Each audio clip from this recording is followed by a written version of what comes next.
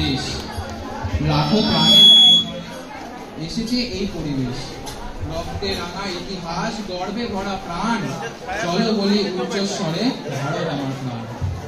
প্রধান অধ্যক্ষ মহাশয়া, সুধী শিক্ষক বৃন্দ এবং এখানে উপস্থিত সকল ছাত্রছাত্রী ও সহপাঠীগণকে সুপ্রভাত জানিয়ে আমি সৃজিত রায় এবং আমি বিদ্রোহী বিশ্বাস নবম শ্রেণী থেকে আজ ভারতবর্ষের ৭৯তম স্বাধীনতা দিবস উপলক্ষে একটি বক্তৃতা নিয়ে প্রস্তুত হয়েছে।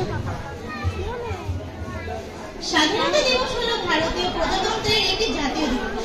১৩৫৮ বঙ্গাব্দে ২৯শে শ্রাবণ শুক্রবার ভারত ব্রিটিশ রাজশক্তির শাসন কর্তৃত্ব থেকে মুক্ত হয়ে স্বাধীনতা অর্জন করেছে।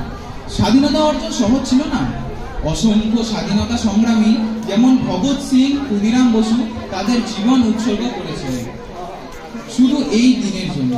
তাদের ত্যাগ ও সাহসের ফলে আজ আমরা স্বাধীন দেশে শ্বাস নিচ্ছি।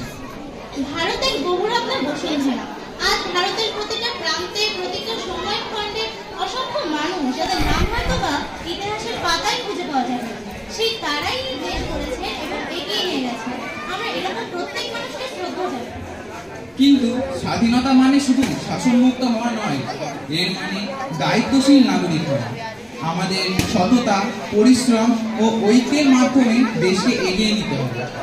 স্বাধীনতা দিবস কেবল অতীতের অর্জন উদযাপন নয়, বরং এটি ভবিষ্যতের জন্য নতুন পথ উন্মোচন। স্বাধীনতা মানে হলো কোনো বাধা, হস্তক্ষেপ বা ভয় ছাড়াই নিজের ইচ্ছানুযায়ী কথা বলা, কাজ করা বা সিদ্ধান্ত নেওয়ার অধিকার। আসুন আমরা সবাই মিলেমিশে এই দেশকে আরো সুন্দর, উন্নত, সমৃদ্ধশালী করে তোলার জন্য অঙ্গীকারবদ্ধ হই। ত্যাগে গড়া এই স্বাধীনতা রাখি তার মান, নবদিগন্তে পা বাড়াই হোক সমৃদ্ধির গান। জয় হিন্দ, জয় ভারত।